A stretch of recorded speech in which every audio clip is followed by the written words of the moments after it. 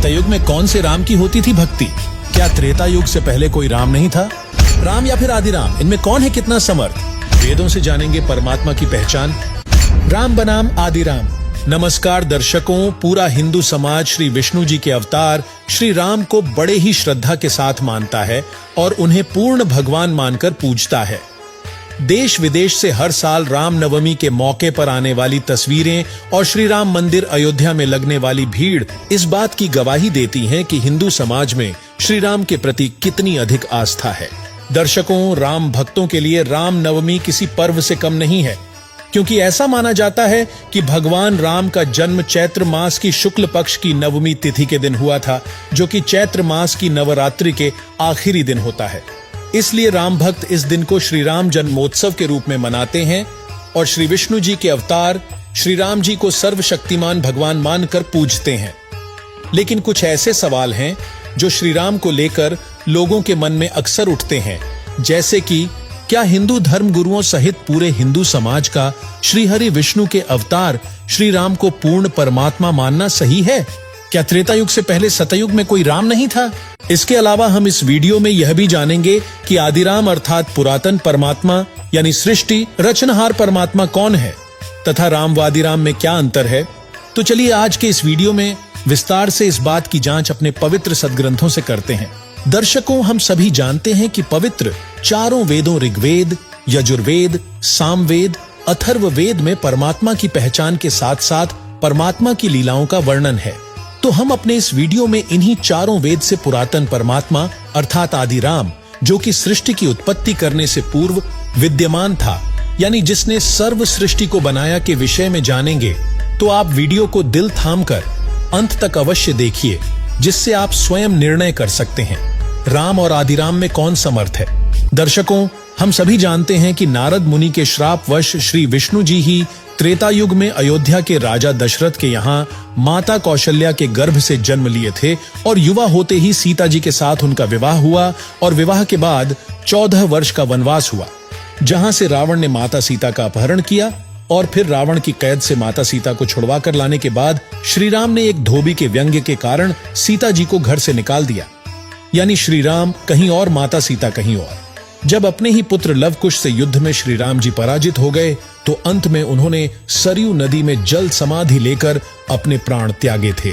वहीं श्री राम ने सुग्रीव के भाई बाली को वृक्ष की ओट लेकर मारा था, जिसका बदला भी उन्हें द्वापर युग में श्री कृष्ण रूप में आकर देना पड़ा। दर्शकों, श्री राम की इस कथा से स्पष्ट होता है कि नंबर 1, श्री राम का जन्म माता कौशल्या के गर्भ से हुआ था और अंत में उन्होंने सरयू नदी में जल समाधि लेकर अपना शरीर त्यागा था। वहीं गीता प्रेस गोरखपुर से प्रकाशित श्रीमद् देवी भागवत के 3 स्कंध के अध्याय 4-5 में श्री विष्णु जी अपनी माता दुर्गा की स्तुति करते हुए कहते हैं कि हे माता, हम आपकी कृपा से विद्यमान हैं। मैं विष्णु, ब्रह्मा और शंकर तो जन्मते मरते हैं, हमारा तो आविर्भाव यानी जन्म तथा तिरोभाव यानी मृत्यु हुआ करता है। हम अविनाशी नहीं हैं। इससे भी सिद्ध होता है कि श्री विष्णु जी उर्फ श्री राम जी, ब्रह्मा और शंकर जी नाशवान हैं।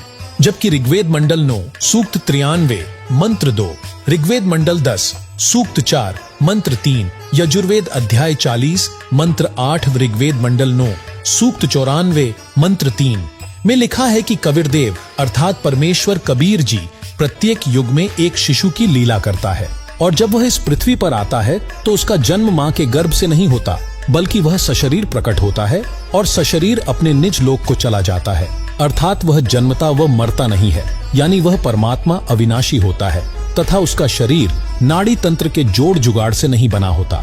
दर्शकों, आज से लगभग 600 वर्ष पूर्व सन 1398 में काशी शहर के लहरतारा नामक तालाब में आदिराम कबीर परमेश्वर सतलोक से आकर एक कमल के पुष्प पर शिशु रूप में प्रकट हुए थे, जिसके प्रत्यक्ष दृष्टा स्वामी रामानंद जी के शिष्य अष्टानंद जी थे, जहां से निःसंतान जुलाहा दंपत्ति नीरू नीमा उन्हें घर लेकर गए थे, जिसके कारण परमात्मा भी जुलाहा कहलाए। इस संदर्भ में कबीर परमेश्वर ने कबीर सागर अगम निगम बोध के पृष्ठ 41 पर कहा है, अवधू अभिगत से चलाया, कोई मेरा भेद मर्म नहीं पाया, न मेरा जन्म न गर्भ बसेरा बालक होए दिखलाया।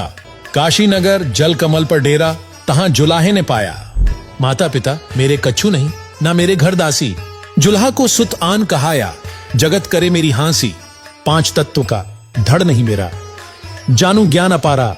सत्य स्वरूपी नाम साहिब का, सो है नाम हमारा। अधर दीप सतलोक गगन गुफा में, तहां निज वस्तु सारा। ज्योति स्वरूपी अलख निरंजन, धरता ध्यान हमारा। हाड़ चाम लोहू नहीं मोरे, जाने सत्य नाम उपासी। तारण तरण अभय पद दाता, मैं हूं कबीर अविनाशी। वहीं इतिहास में घटना दर्ज है कि माघ महीने की शुक्ल पक्ष तिथि एकादशी विक्रमी संवत 1575 सन 1518 को मगहर यानी वर्तमान जिला संत कबीर नगर उत्तर प्रदेश से कबीर परमेश्वर, काशी नरेश वीरदेव सिंह बघेल और मगहर रियासत के नवाब बिजली खां पठान सहित हजारों लाखों लोगों के सामने से सशरीर सतलोक चले गए थे। वहां उनका शरीर नहीं मिला था, बल्कि उनके शरीर के स्थान पर सुगंधित फूलों का ढेर मिला था। बाद में हिंदू वो मुसलमानों ने आपस में आधे आधे बांटकर उसी स्थान पर 100 फीट की दूरी पर 2 यादगार बना दी थीं, जो आज भी मगहर यानी वर्तमान जिला संत कबीर नगर में विद्यमान है, जो कि इस घटना को प्रमाणित करती है कि कबीर जी अजर अमर अविनाशी परमेश्वर हैं।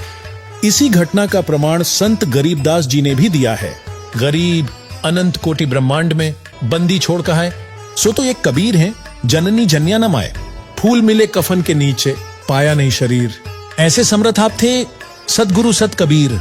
वहीं कबीर परमेश्वर कहते हैं कि मैं चारों युगों में भिन्न भिन्न नामों से आया था। सतयुग में सत सुकृत कह टेरा, त्रेता नाम मुनिंद्र मेरा। द्वापर में करुणामय कहाया, कलयुग नाम कबीर धराया। नंबर 2, श्री विष्णु जी को नारद जी के श्राप के कारण त्रेता युग में श्री राम रूप में जन्म लेकर जीवन भर कष्ट उठाना पड़ा, और फिर बाली को वृक्ष की ओट लेकर मारने का बदला भी श्री राम को द्वापर युग में श्री कृष्ण रूप में जन्म लेकर देना पड़ा। इस संदर्भ में सूक्ष्म वेद में कहा गया है, तुम कौन राम का झपते जापम, ताते कटे ना तीनों तापम। कबीर कर्म फांस छूटे नहीं कि तो करो उपाय, सदगुरु मिले तो उबरे नहीं तो प्रलय जाए। जबकि यजुर्वेद अध्याय 5 मंत्र 32, यजुर्वेद अध्याय 8 मंत्र 13 संख्या नंबर 920, सामवेद के उतारचिक अध्याय नंबर 5 के खंड नंबर 4 का श्लोक नंबर 2, ऋग्वेद मंडल 9 सूक्त 82 मंत्र 1 से 3 में स्पष्ट रूप से बताया गया है कि कबीरदेव अर्थात कबीर परमेश्वर जी अपने उपासक के घोर पापों का भी नाश कर देता है। वहीं कबीर परमेश्वर जी अपनी अमृतमयी वाणी में कहते हैं, कबीर जब ही सत्य नाम हृदय धर्यो भयो पाप को नाश, मानो चिंगी अग्नि की परी पुराने घास। नंबर 3, श्री राम जी की कथा से हम सभी परिचित हैं कि श्री राम का जन्म राजा दशरथ के यहाँ हुआ था। वे एक राजा थे, उनके पालन पोषण की लीला कुंवारी गायों के दूध से नहीं हुई थी, और ना ही उन्होंने एक प्रसिद्ध कवि की भूमिका की। जबकि ऋग्वेद मंडल 9 सूक्त 1 मंत्र 9, ऋग्वेद मंडल 9 सूक्त 96 मंत्र 16 से 20 में लिखा है कि कबीरदेव प्रत्येक युग में जब शिशु रूप में सशरीर प्रकट होता है तो उनके परवरिश की लीला कुंवारी गायों के दूध से होती है, तथा वह परमात्मा तत्व ज्ञान को कवित्व, दोहों, चौपाइयों के माध्यम से बताता फिरता है, जिससे वह एक प्रसिद्ध कवि भी कहलाता है। दर्शकों, हम सभी जानते हैं कि कबीर साहिब जी को अभी तक केवल एक प्रसिद्ध कवि और संत के रूप में जाना जाता था, क्योंकि उन्होंने तत्व ज्ञान जिसे अब तक कोई नहीं समझ सका था, वह अनमोल ज्ञान अपनी अमृतमयी वाणी में दोहों, चौपाइयों के माध्यम से दिया है। वहीं कबीर सागर अध्याय ज्ञान सागर पृष्ठ 74 में यह भी प्रमाण है कि कबीर परमेश्वर जब शिशु रूप में प्रकट हुए थे तो उनके पालन पोषण की लीला कुंवारी गायों के दूध से हुई थी, जिसकी गवाही संत गरीबदास ने भी दी है। गरीब दूध न पीवे न अन्न भकै, नहीं पलने झूलंत, अधर अमान ध्यान में कमल कला फूलंत। गरीब 7 बार चर्चा करी, बोले बालक बहन, शिव कूकर मस्तक धरिया, लिया मोमन एक धैन। गरीब अन ब्यावर को दूहत है, दूध दिया तत्काल, पीवे बालक ब्रह्म गति, तहां शिव भये दयाल। नंबर 4, कुछ लोगों का कहना है कि श्री राम की कृपा से ही समुद्र में पत्थर तैरे थे, इसलिए वे पूर्ण समर्थ परमात्मा हैं, जिसका निर्णय करते हुए सूक्ष्म वेद में कबीर परमेश्वर ने कहा है, समंदर पाट लंका गयो सीता को भरतार। अगस्त ऋषि ने 7 पी लिए, इनमें कौन करतार। अर्थात यदि आप समुद्र के ऊपर सेतु बनाने से श्री रामचंद्र जी को परमात्मा मानते हो, तो अगस्त ऋषि ने 7 सागरों को पी लिया था, तो इनमें कौन है परमात्मा? दर्शकों, इससे यह सिद्ध होता है कि दशरथ पुत्र श्री राम श्री विष्णु जी के अवतार होने के नाते 3 लोक स्वर्ग, पृथ्वी व पाताल लोक के प्रभु तो हैं, परंतु पूर्ण समर्थ परमात्मा नहीं है। इसलिए उन्हें समर्थ परमात्मा मानकर पूजना शास्त्र विरुद्ध मनमाना आचरण है, जिसके विषय में गीता अध्याय 16 श्लोक 23 में कहा गया है, शास्त्र विरुद्ध मनमाने आचरण से साधक को कोई लाभ नहीं होता, बल्कि वेदों अनुसार आदिराम कबीर साहिब अर्थात कबीरदेव ही पूर्ण समर्थ परमात्मा हैं, जिनकी पूजा पूरे मानव समाज को करनी चाहिए। क्योंकि आदिराम कबीर जी के विषय में वेदों में अनेक प्रमाण हैं, जैसे कि अथर्ववेद कांड नंबर 4 अनुवाक नंबर 1 मंत्र 7 में कहा गया है, जो अचल अर्थात अविनाशी जगत पिता भक्तों का वास्तविक साथी अर्थात आत्मा का आधार सबसे बड़ा स्वामी जगत गुरु तथा विनम्र पुजारी अर्थात विधिवत साधक को सुरक्षा के साथ सतलोक ले जाने वाला, सर्व ब्रह्मांडों को रचने वाला, काल की तरह धोखा न देने वाले स्वभाव अर्थात गुणों वाला, ज्यों का त्यों, वह कबीर परमेश्वर अर्थात कबीरदेव है। वहीं ऋग्वेद मंडल 1 सूक्त 1 मंत्र 5 में कहा गया है कि सर्व सृष्टि रचनहार कुल का मालिक कबीरदेव अर्थात कबीर परमात्मा है, जो कि तेजोमय शरीर युक्त है। यही परमात्मा साधकों के लिए पूजा योग्य है। साथ ही संख्या नंबर 822 सामवेद उतारचिक अध्याय 3 खंड नंबर 5 श्लोक नंबर 8, संख्या नंबर 968 सामवेद अध्याय नंबर 6 का खंड नंबर 2 का श्लोक नंबर 1, संख्या नंबर 1318 सामवेद उतारचिक अध्याय नंबर 10 खंड नंबर 9 श्लोक नंबर 9 और ऋग्वेद मंडल नंबर 9 सूक्त नंबर 20 श्लोक नंबर 1 में कहा गया है कि प्रथम अर्थात पुरातन सनातन अविनाशी परमेश्वर आदिराम कबीरदेव अर्थात कबीर साहेब पूर्ण सृष्टा अर्थात सर्व ब्रह्मांडों का रचनहार है, जिसका प्रमाण स्वयं कबीर साहेब ने अपनी अमृत वाणी में भी दिया है। कबीर हम ही अलख अल्लाह हैं, मूल रूप करतार, अनंत कोटि ब्रह्मांड का मैं ही सृजनहार। कभी नाम जो बेदन में गावा, कबीरन कुरान कह समझावा, वाही नाम है सबन का सारा, आदि नाम वाही कबीर हमारा। वहीं आदिराम कबीर जी का आंखों देखा प्रमाण संत गरीबदास जी, नानक जी, दादू जी ने भी दिया है। गरीब अनंत कोटि ब्रह्मांड का एक रति नहीं भार, सतगुरु पुरुष कबीर हैं कुल के सृजनहार। हम सुल्तानी नानक तारे दादू को उपदेश दिया, जात जुलाहा भेद नहीं पाया, काशी माहे कबीर हुआ। श्री गुरु ग्रंथ साहिब पृष्ठ नंबर 721 राग तिलंग महला 1 से नानक जी की वाणी, यक अर्ज गुफ्तम पेश तो दर कूण करतार, हक्का कबीर करीम तू बेअब परवरदिगार। संत दादू जी जिन मोकू निज नाम दिया, सोई सतगुरु हमार, दादू दूसरा कोई नहीं कबीर सृजनहार। दर्शकों, इन सभी प्रमाणों को देखकर आप जान ही गए होंगे कि जब कोई नहीं था तब भी आदिराम कबीर परमात्मा थे, जिन्होंने सर्व सृष्टि की उत्पत्ति की है।